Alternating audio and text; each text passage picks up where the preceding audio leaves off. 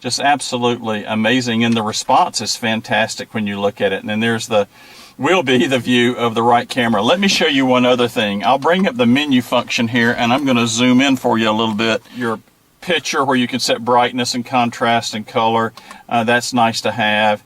A mirror function. When I mounted the cameras on the left and right, the camera view was upside down, even though I used the left and right camera. It lets you flip them around. This is another function it's pretty neat as well. This doesn't last very long. And this is called the Q mode, and I just showed you that. So I've currently got it in what they call a quad mode, but you can do your, one camera, two camera. This is going to bounce pretty quick. But you can select I'll keep bumping this as I go down the line. You can set your different cameras that you want to see in Q mode. These are more of a vertical. I didn't care for that display as much. But you got so many different options that you can look at. You can go to the website and see what they have. I like the quad mode. That was my favorite of the bunch. You've got various settings that you have here. You can set up an auto scan to look at things. If you want to use park lines to be able to use the rear camera, and you can adjust your park line so you know exactly where the back side of the RV is. I will not be backing this up by myself. I will be using Joan for that. We have a good system that we use for backing in, and I think I prefer to stay with that. Another feature here I wanted to show you, and this is pretty awesome. You can record, and I am going to select this record, and the nice thing about it is I'm going to hit OK.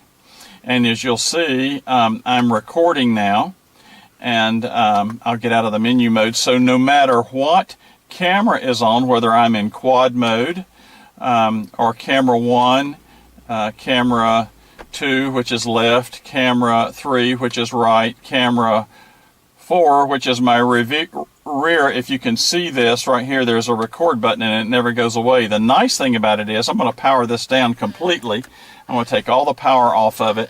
I'm going to return the power to it and turn this back on again. It takes just seconds to boot up. If you hit the button, there we go. And you'll notice it remembers the last function, so there's the record.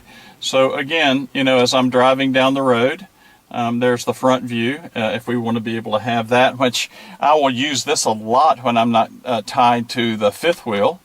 And then, there's my turn signals.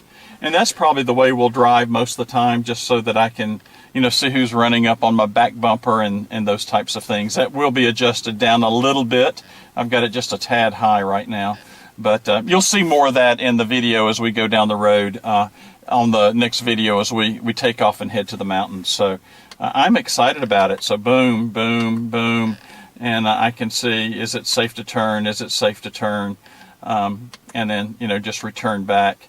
And I'm looking forward to getting getting my left and right blinkers, because I can I can have it in one specific camera mode, and then I can flip it back and forth. It also has leads that I can set up a signal for the front camera or rear camera when it sees 12 volts. And I might be mounting me a switch somewhere up in this area. Might even think about putting it here where I can go left or right, left or right, left or right, something like that. And that will allow me to do, front camera, rear camera, front camera, rear camera. And then the blinkers, when I turn those on, will do my switching for left and right. We'll see. We'll see how it goes. But for now, I am very, very happy with the project. I think it turned out fantastic.